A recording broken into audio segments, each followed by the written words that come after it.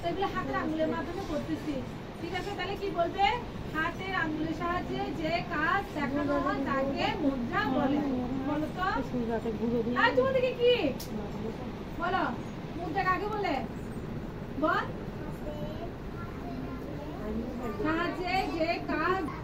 সাহায্যে যে কাজ দেখানো হয় তাকে মুদ্রা বলে।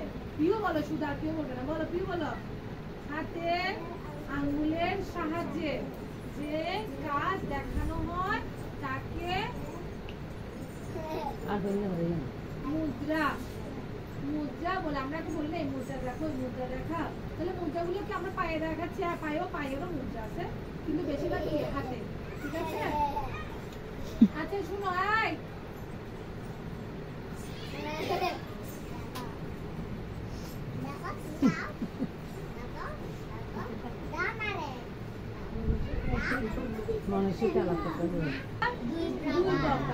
মুদ্রা কয় প্রকার?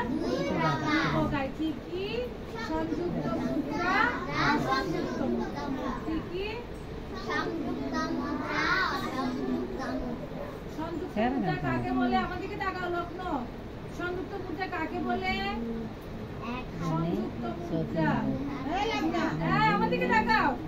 হাতের মাধ্যমে যে মুদ্রা দেখানো হয় তাকে সংযুক্ত মুদ্রা বলে। লগ্ন আমার সাথে বলো, দুই হাতের মাধ্যমে যে মুদ্রা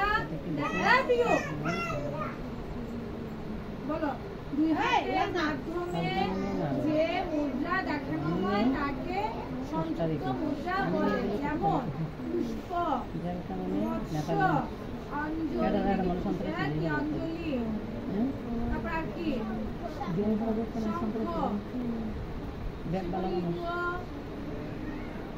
আর কি কি বলছিলাম? হ্যাঁ, গরু।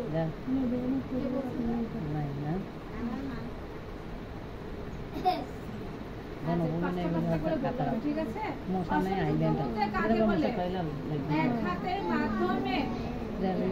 এক হাতের মাধ্যমে বলো, মুখে বলো।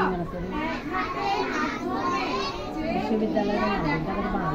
তাকে অসংযুক্ত মুদ্রা বলে। যেমন পতাকা, পতাকা, অর্ধ পতাকা, অর্ধচন্দ্র,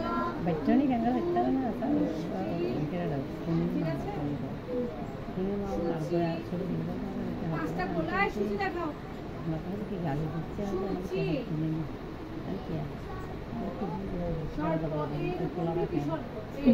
সূচি সমস্যা আমরা পাঁচটা মসজিদ বানাবো।